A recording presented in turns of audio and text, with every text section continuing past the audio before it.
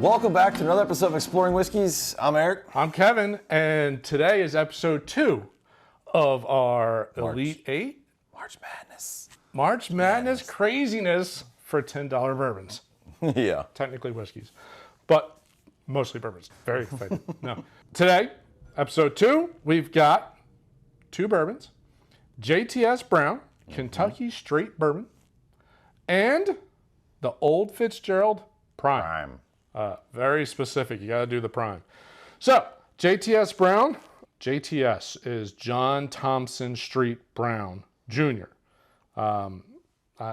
He founded a company that ultimately got bought and became Brown-Forman. Brown-Forman. So, long history of, Brown-Forman. Brown. Yep. So, I mean, it means something into the whiskey world. Ultimately, the brand, well, it's not Brown-Forman anymore. It's Heaven Hill. So, shocker.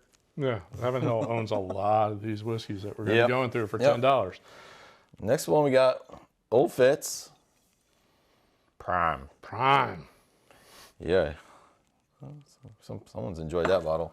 Yeah. So the Old Fitzgerald lineup, is it their bottled and bond ones that they're the big releases in, I think, the spring and the fall? I think so. The green label one, it's really pretty bottle, and it's like a couple $100, that kind of thing.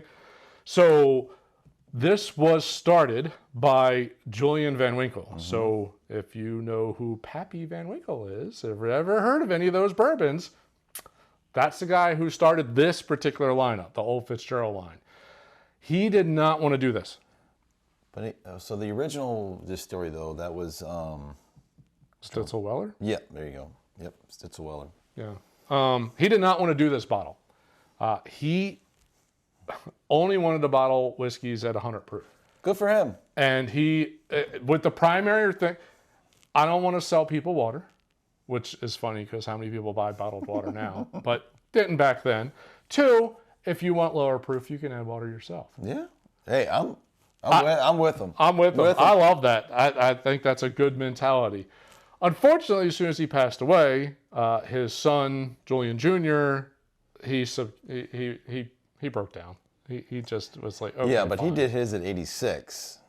Then when Heaven Hill bought it, they dropped it to 80. So for a hot minute, Kentucky's was still 86. The rest of America's was 80. And then there's not much difference there. They switched it all to 80. So that's where we're at. So again, we are in game 2, tournament 2, competition 2, whatever word you want to use. We have 8 Elite 8 $10 whiskeys. So all of these bottles are give or take like $1 or $2 from $10. So these are definitely budget. But we're trying to see which one's the actual best. These are all, like when we started way back, these are the ones that are down around your feet. Usually they are on the lower shelves. Perhaps some dust on them. Yeah, they're on the lower shelves. That doesn't necessarily mean they're bad, and that's the whole point of this. We're going to figure it out. So we did a blind pour. I poured them. He came up and was able to move them. We did so we got it all blinded up. I have no idea which one's in which, but they should match up. Whatever I have on my right matches what Eric has on his right. So, start with the right? Yep. Oh, that's not bad. Light brown sugar. Yeah. That's like literally like the lighter brown sugar. It's not like that molassesy, like darker brown sugar. Not a heavy ethanol note to it, which isn't surprising. They're all 80 proof, or for the most part. Some are 86, 84, 86. Yeah, I think there's one that's 86. This one's 80. And this is also 80. All right, so these... So we've got 80. The J.T.S. Brown is 3-year-old. I think it does say aged at least 36 months. Someplace. Can't find it, but I'm pretty sure it's 3-year-old whiskey. So it does qualify for straight, but they age stated it. This one does not say. Does it say straight whiskey? Oh, it does. Yep. Okay, so it's straight. So it's at least 2 years old, and if they don't have an age statement, it technically would need to be 4 years old. So could this possibly be 4-year-old bourbon? Why would you sit on it for 4 years and then make it 80? Well, I don't see an age statement anywhere on this bottle at this moment. So that's kind of interesting. All right. So light brown sugar. I mean, you can smell that it's alcoholic drink, but you can't. That's not like a strong ethanol.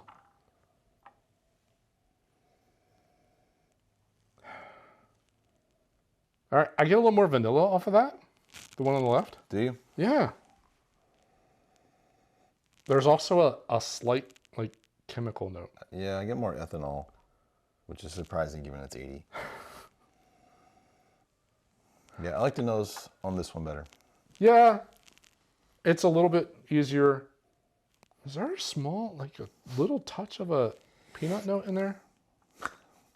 Okay, see if you can catch that. Do a quick reset. Yeah, but now it's a power suggestion. Yeah, right. It's not strong. That's not bad. That's actually got a little bit of a body. Yeah. Maybe a little bit of a rye, like, not the herbal note, more the touch of mint, maybe, like towards that note of the rye note. Got a little creamy for me. Yeah, there's an oiliness to it, which is surprising. All right, let's try the left one. Yeah, left guy. Yeah, that nose still isn't quite right. That's not a whole hell of a lot different. There's not as much body to it. Right, I was gonna say, that's a little bit better. That's very similar to it. That's just a better version of it. That makes sense. I don't know if that makes sense at all. They both got good finishes. Yeah, they're both, and they don't disappear the way I would expect an 80 proof bourbon to just go away. Enjoy the palate on both of them. Just the one on the right. It's a touch better. Yeah. The nose is a little better. The initial palate's a little bit better. It's just it's a fraction better so far. See, now I go back to the nose on this one, and I do pick up more rye on the nose. Not when you hold it, the rye comes up a little bit too. Not in a bad way. It's just a little bit more apparent. Like it has a little bit more body to it. That when you hold it, that's much thinner.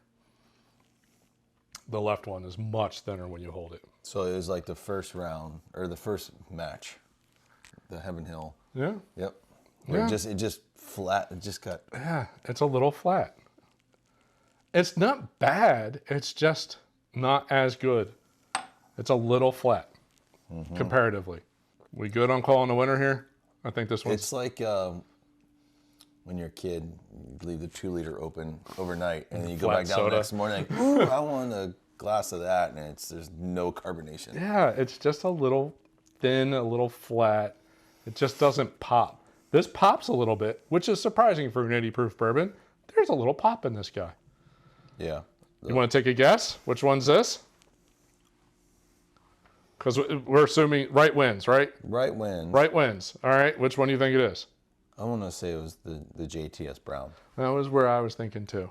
That's where I was thinking too. All right. So we've got the letter B. B. And we've got... Shit, It's the Old Fitz. Holy crap. Shoot. Wow. Okay. So the Old Fitzgerald. I'm surprised by that. I really thought that was going to be... And I didn't pick it just because this one's darker. Yeah. So you thought it might have a little oil, a little more body to it? Yeah, I didn't pick it because of that. I truly did think... There's nothing wrong with that. That's actually... Yeah. That's a solid whiskey. That's a really solid whiskey.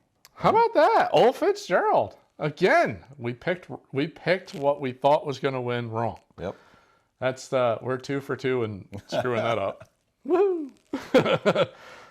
That's pretty good whiskey. For $10-ish. It's got a little bite to it. There's a body to it. There's a sweetness to it. Everything about that's a pretty solid. Now I'm going to have to find a bottle and bond one. All right. Well, there you go. So Old Fitzgerald moves on to the next round. Yep. J.T.S. Brown, big loser. Loser. I've always thought, so you splurge on a $10 bottle. If you don't like it, you're like, ooh, mixer. But there's not enough to it. You're only adding alcohol to something you like to drink. Yeah. So if you like ginger ale and you want to add some alcohol to it, you can do that. Better add 4 ounces, not 2. Yeah, it's just so you get the at least a flavor of it. Bourbon flavored. You gotta double what you dump in there. Probably. Okay. All right. Old Fitz moves on to the what is it? The Final Four. Final Four. Because we're going from Elite 8 to Final Four. Final Four. All right. So Old Fitz, Final Four. Here's to you. Congrats there, buddy. Yeah, baby. That's the point of doing. Sometimes you gotta do it blind because you have a preconceived notion, and you so blind does help. And we've done that sometimes in our whiskey club too. Yeah. And the least expensive bottle has been more popular than the most expensive. Yep, absolutely. So if you don't see the bottle, sometimes even the cap gives away too. Sometimes. Yeah, it does. But yeah, if you see the plastic twist-off cap, that's generally speaking. Yep. Can't judge a book by its cover. That's right. So now that at bottled and bond at 100 proof, now I understand why that's like sought after. Yeah. That's probably a really good bottle at 100 proof. Interesting. I would think a lot of these are, but probably correct. Game 2 in the books. Game 2. Move on to game 3. On to number 3. Well, we hope you enjoyed this one. If you did, we encourage you to hit that like button at the bottom of the screen. And if you're new to the channel, subscribe. Get more content not exactly like this. Usually we just do like more in-depth reviews, but content about whiskey. If you like whiskey, we give you that content. All right. Stay tuned for the other half of the Elite 8. There you go. See you next episode. Cheers. Cheers.